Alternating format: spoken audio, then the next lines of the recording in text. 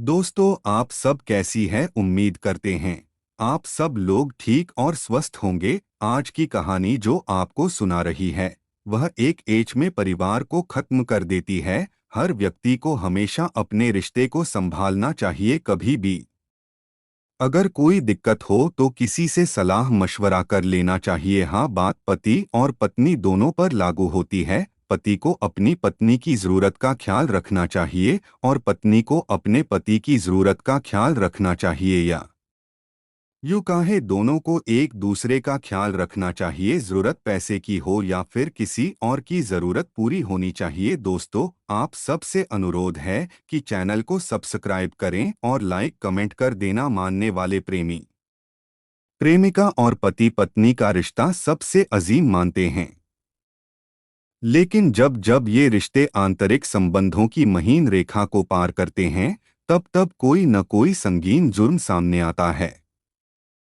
हरिओम तोमर मेहनतकश इंसान था। उसकी शादी थाना सैया के शाहपुरा निवासी निहाल सिंह की बेटी बबली से हुई थी। हरिओम के परिवार में उसकी पत्नी बबली के अलावा 4 बच्चे थे। हरिओम अपनी पत्नी बबली और बच्चों से बेपनाह मोहब्बत करता था। बेटी ज्योति और बेटा नमन बाबा राजवीर के पास एतमादपुर थानांतर्गत गांव अगवार में रहते थे, जबकि 2 बेटियां राशि और गुड्डो हरिओम के पास थीं। राजवीर के 2 बेटों में बड़ा बेटा राजू बीमारी की वजह से काम नहीं कर पाता था। बस हरिओम ही घर का सहारा था। वह चांदी का कारीगर था। हरिओम और बबली की शादी को 15 साल हो चुके थे। हंसता खेलता परिवार था। घर में किसी चीज की कोई कमी नहीं थी। दिन हंसी खुशी से बीत रहे थे, लेकिन अचानक एक ऐसी घटना घटी जिससे पूरे परिवार में मातम छा गया।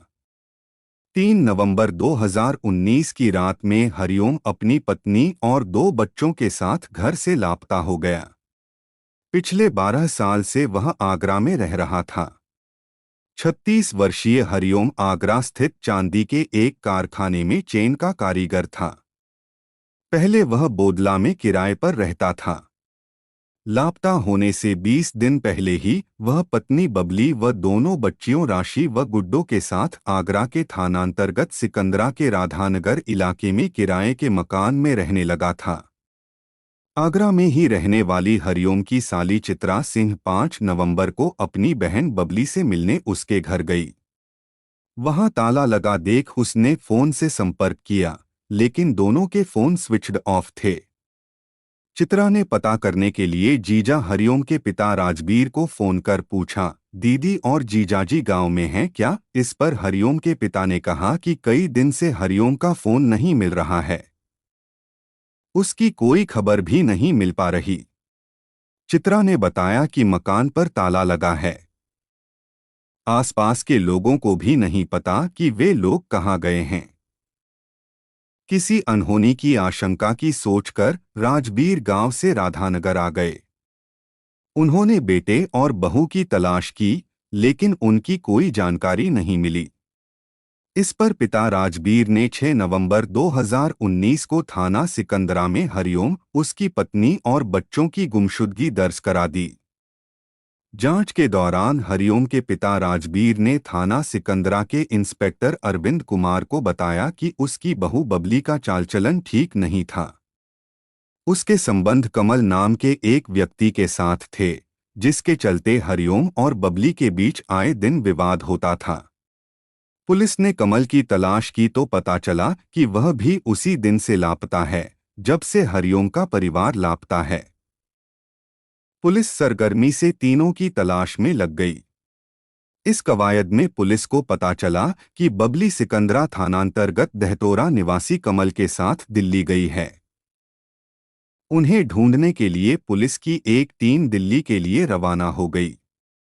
शनिवार 16 नवंबर 2019 को बबली और उसके प्रेमी कमल को पुलिस ने दिल्ली में पकड़ लिया। दोनों बच्चियां भी उनके साथ थीं। पुलिस सबको लेकर आगरा आ गई। आगरा लाकर दोनों से पूछताछ की गई तो मामला खुलता चला गया। पता चला कि 3 नवंबर की रात हरिओम रहस्यमय ढंग से लापता हो गया था। पत्नी और दोनों बच्चे भी गायब थे। कमल उर्फ करण के साथ बबली के अवैध संबंध थे। वह प्रेमी कमल के साथ रहना चाहती थी। इसकी जानकारी हरिओम को भी थी। वह उन दोनों के प्रेम संबंधों का विरोध करता था। इसी के चलते दोनों ने हरिओम का गला दबाकर हत्या कर दी थी। बबली की बेहयाई यहीं खत्म नहीं हुई। उसने कमल के साथ मिलकर पति की गला दबाकर हत्या दी थी। बाद में दोनों ने शव एक संदूक में बंद कर यमुना नदी में फेंक दिया था। पूछताछ और जांच के बाद जो कहानी सामने आई वह इस तरह थी। फरवरी 2019 में बबली के संबंध दहतोरा निवासी कमल उर्फ करण से हो गए थे। कमल बोदला के एक साड़ी शोरूम में सेल्समैन का काम करता था। बबली वहां साड़ी खरीदने जाया करती थी। सेल्समैन कमल बबली को बड़े प्यार से तरह तरह के डिजाइन और रंगों की साड़ियां दिखाता था। वह उसकी सुंदरता की तारीफ किया करता था। उसे बताता था कि उस पर कौन सा रंग अच्छा लगेगा। कमल बबली की चंचलता पर रीझ गया। बबली भी उससे इतनी प्रभावित हुई कि उसकी कोई बात नहीं टालती थी। इसी के चलते दोनों ने एक दूसरे को अपने मोबाइल नंबर दे दिए थे। अब जब भी बबली उस दुकान पर जाती तो कमल अन्य ग्राहकों को छोड़कर बबली के पास आ जाता। वह मुस्कुराते हुए उसका स्वागत करता, फिर इधर उधर की बातें करते हुए उसे साड़ी दिखाता। कमल आशिक मिजाज था। उसने पहली मुलाकात में ही बबली को अपने दिल में बसा लिया था। नज़दीकियां बढ़ाने के लिए उसने बबली से फोन पर बात करनी शुरू कर दी। जब दोनों तरफ से बातों का सिलसिला शुरू हुआ तो नज़दीकियां बढ़ती गईं। फोन पर दोनों हंसी मजाक भी करने लगे। फिर उनकी चाहत एक दूसरे से गले मिलने लगी। बातों बातों में बबली ने कमल को बताया कि वह बोदला में ही रहती है। इसके बाद कमल बबली के घर आने जाने लगा। जब एक बार दोनों के बीच मर्यादा की दीवार टूटी तो फिर यह सिलसिला सा बन गया। जब भी मौका मिलता दोनों एकांत में मिल लेते थे। हरिओम की अनुपस्थिति में बबली और कमल के बीच यह खेल काफी दिनों तक चलता रहा। लेकिन ऐसी बातें ज्यादा दिनों तक छिपी नहीं रहती। एक दिन हरिओम को भी भनक लग गई। उसने बबली को कमल से दूर रहने और फोन पर बात न करने की चेतावनी दे दी। दूसरी ओर बबली कमल के साथ रहना चाहती थी। उसके न मानने पर वह घटना से 20 दिन पहले बोदला वाला घर छोड़कर सपरिवार सिकंदरा के राधानगर में रहने लगा। 3 नवंबर 2019 को हरिओम शराब पी कर घर आया।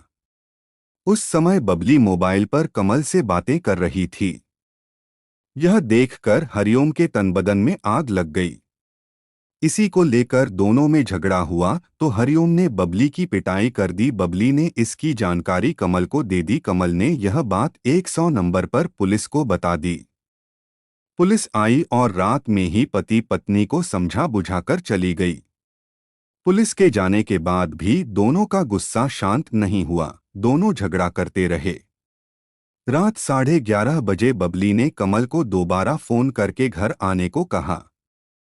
जब वह उसके घर पहुंचा तो हरिओम उससे भिड़ गया। इसी दौरान कमल ने गुस्से में हरिओम का सिर दीवार पर दे मारा। नशे के चलते वह कमल का विरोध नहीं कर सका। उसके गिरते ही बबली उसके पैरों पर बैठ गई और कमल ने उसका गला दबा दिया। कुछ देर छटपटाने के बाद हरिओम की मौत हो गई। उस समय दोनों बच्चियां सो रही थीं। कमल और बबली ने शव को ठिकाने लगाने के लिए योजना तैयार कर ली। दोनों ने शव को एक संदूक में बंद कर उसे फेंकने का फैसला कर लिया ताकि हत्या के सारे सबूत नष्ट हो जाएं। योजना के तहत दोनों ने हरिओम की लाश एक संदूक में बंद कर दी। रात 2:30 बजे कमल टुंडला स्टेशन जाने की बात कहकर ऑटो ले आया। ऑटो से दोनों यमुना के जवाहर पुल पर पहुंचे। लाश वाला संदूक उनके साथ था। इन लोगों ने ऑटो को वहीं छोड़ दिया। सड़क पर सन्नाटा था।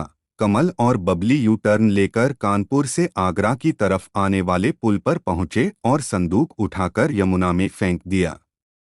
इसके बाद दोनों अपने अपने घर चले गए। दूसरे दिन 4 नवंबर को सुबह कमल बबली और उसकी दोनों बच्चियों को साथ लेकर दिल्ली भाग गया। बबली की बेवफाई ने हंसते खेलते घर को उजाड़ दिया था। उसने पति के रहते गैरमर्द के साथ रिश्ते बनाए।